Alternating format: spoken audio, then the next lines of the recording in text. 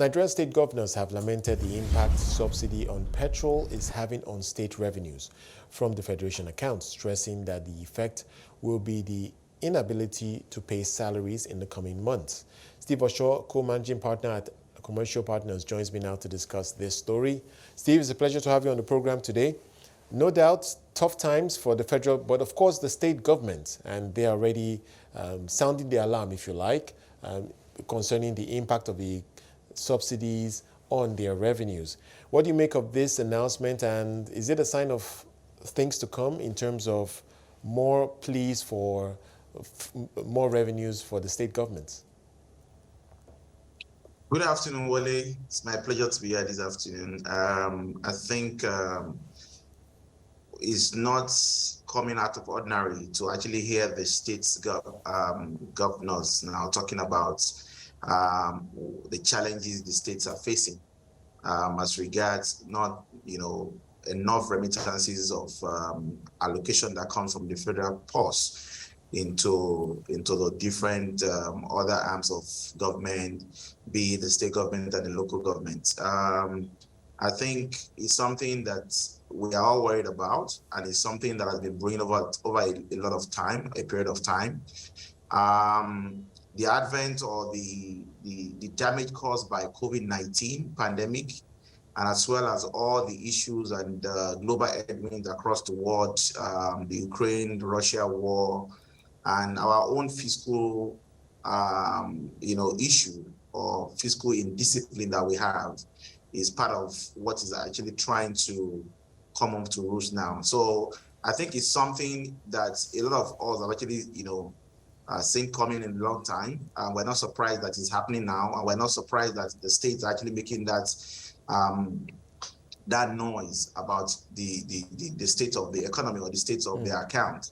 So, and I think it's something that's going to continue because we've not seen that drastic resolution of movement in terms of structural and fiscal change and policies that will be able to change the dynamics or improve the cover in terms of revenue generated by the state, generally. If we take a look at the history of Nigeria on the federal and state level, typically the fixed to drop in revenues is to borrow.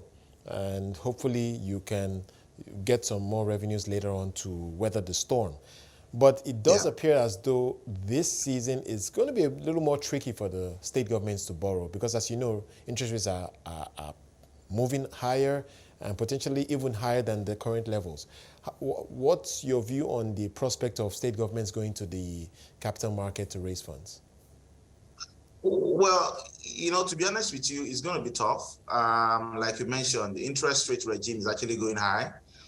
You could see that from the reaction of the CBN at the last MPC meeting.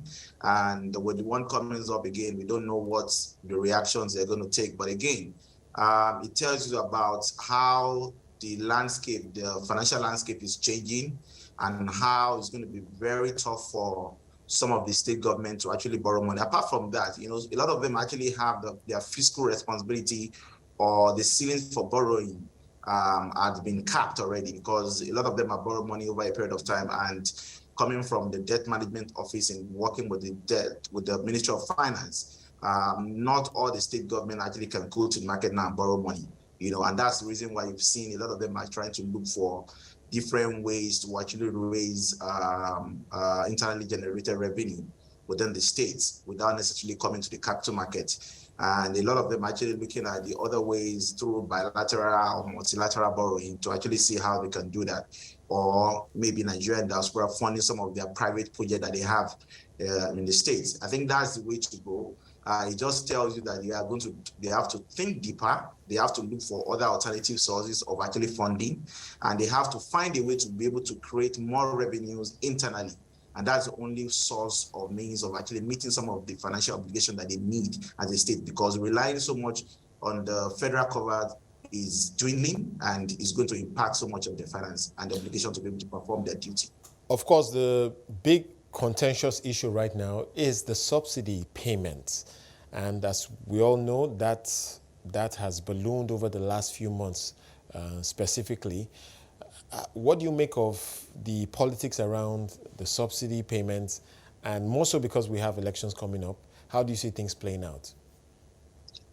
Well, the subsidy issues have been like a big elephant in the room, from one government to another since 1999. We've been on this issue.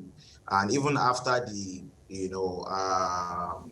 Finance Act that, was just recently released, and a lot of things around the Petroleum Industrial Bill that has just been passed, we're thinking that the dynamics is going to change. And, but we still notice that along the line, there's still been a lot of politics, being played at this particular moment. And I think it's something that we have to take seriously. I understand the problem in terms of why the government have been reluctant in terms of kicking out the subsidy thoroughly. But again, the government has to bite the bullet at the point, because it's like every time we talk about this, we are kicking the can down the road, and the economy is actually not improving. The rate at which we are borrowing to finance some of the federal government obligation is increasing from the debt service number that we're seeing, and even from the debt structure that we're seeing from 1999 to now. We've seen that humongous jump in amount that we borrowed so far, and at the same time providing subsidy for in the budget every year in, year out, over 4 trillion has already been budgeted again. It just tells you that there is a limit at which you can carry this. And right. In a situation where the revenue is actually not growing as much as we should. Now, we're talking about most of the revenue coming from the oil productions and sales. But now you've seen that from 1.6 to 1.8 million barrels, that we typically produce, we have gone down to barely 1 million barrels per day, which is not enough to take advantage of the increase in the price of oil that we witness in the global market. So it's a problem that we have to face heads on. So who are we subsidizing at this point? Because even the citizens who are subsidizing are actually not benefiting from the subsidy, apart from just a few who are taking up this particular subsidy coming from the government. So it's a serious issue. And